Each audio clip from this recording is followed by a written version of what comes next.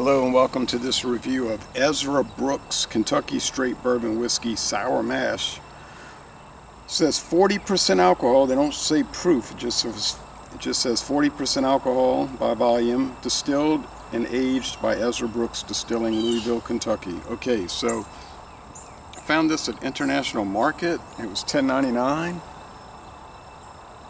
Full-size bottle. It says 7 generations on here. Now, if you look at the website, they're saying, we're talking about 2025, they're saying that this is produced for export only to Australia these days. Well, I bought this in Metairie, Louisiana. It says, since 1800, Ezra Brooks remains the perfect way to cap off the day. Ezra Brooks is a genuine sour mash, aged naturally in new charred white oak barrels and charcoal filtered for a mellow flavor. We invite you to sit back and savor the experience that is Ezra Brooks Kentucky Straight Bourbon Whiskey and see why through 7 generations it is and always will be the bourbon for those with a rugged spirit and a taste for adventure. Well, I don't think it's been trademarked since 1800, but I'll put that date below. It's not that long ago. Talking about in the lifetime of the viewers, you know. And you don't have to be ancient. From the best of my ability, and it's got a nice little drawing, a painting of a old-time distillery with a wagon and barrels on it. And it's got Ezra Brooks bottle design that they use up until 2023. But looks like it's from 2015. This bottle looks like a 2015 bottle. Everything indicates that. Could be wrong, but it looks like it's got a number 15 down here, and there's a code here, and it looks like it's 350th day of 2015 at 12:58 p.m., but I could be wrong. But sour mash, so no age statement. It's odd that they don't say 80 proof. Usually these whiskeys will show a proof. American. So maybe this is an export-only bottle, you know, to Australia, and somehow it wound up here because, you know, in other countries they won't use that term proof. They just so blank percent alcohol.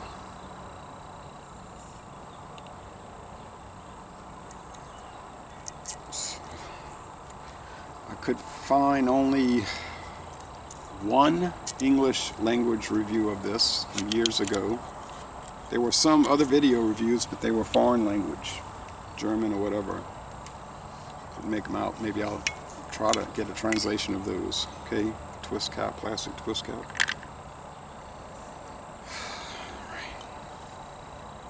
I know at one time in American history we did get an 80 proof Ezra Brooks. But the only one we get now, I believe, is a 99 proof, the regular bourbon. There was an 80 proof American blended whiskey. No, it's all whiskey, no grain neutral spirits added. That's I don't think that's in production anymore. It might, in a very limited sense. Then they made a 90 proof Ezra Brooks for years, black label, but I think that's gone. All right, anyway. From Lux Row Distillers, owned by MGP, Midwest Grain Products. There you go. It's amber gold. There's no breeze whatsoever out here.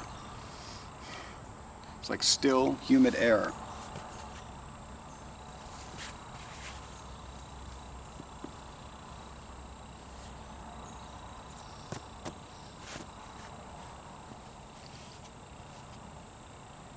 Still, humid air. All right.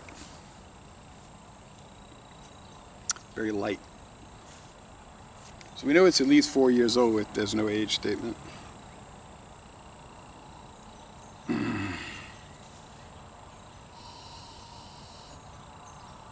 It does have a little bit of that sourdough bagel note. Oak? Yes, but it doesn't smell like charred oak, honestly. It's an unusual aroma. Sort of an unusual appearance, really. It seems lighter than a bourbon should be. An American blended whiskey, yeah, but bourbon seems very light. All right, taste. Cheers.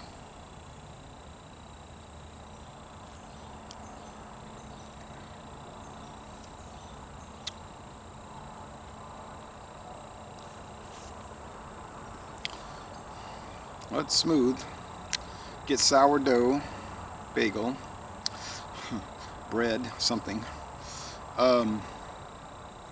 Get a little ethanol, corn, spirit, corn, maybe a little rye spice. So they're probably using a lot of corn, a little bit of rye, maybe a touch of malted barley to give it a bread. You know, single malt, malted barley, like they would call it single malt in Scotland, to give it bread notes, a note.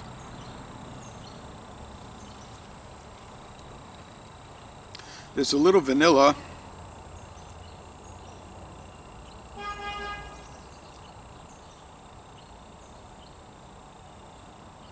I would just say it's very light. Now, how would it stack up against, say, another 80 proof bourbon like Jim Beam? I think it would be, or Ancient Age. You can still find that one sometimes for $9.99, 750 milliliter. Old Crow, might find that around the same price point. I guess it's comparable. Jim Beam, age 4 years. Old Crow, 3 years. Ancient Age, 3 years. Although those, maybe not Jim Beam, but the other two do seem to have a little more charred oak.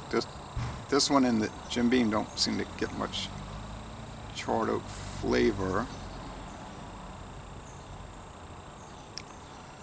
But if you want something very mellow, maybe I would describe it as sort of bland, this might work.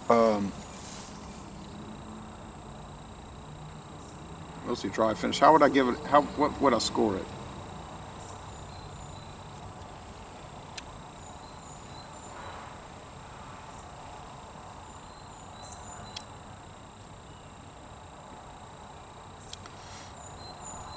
I'll give it a B. I'll go with an 8.4 out of 10. 8.4, a B.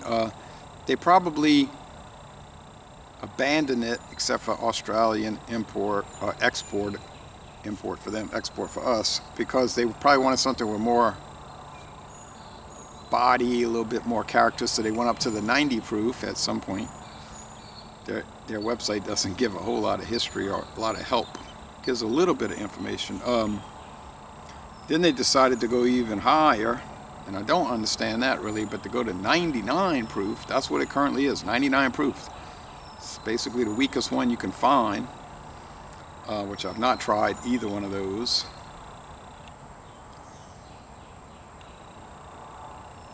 But yeah, I think that's fair. 8.4 out of 10. Nothing amazing, but then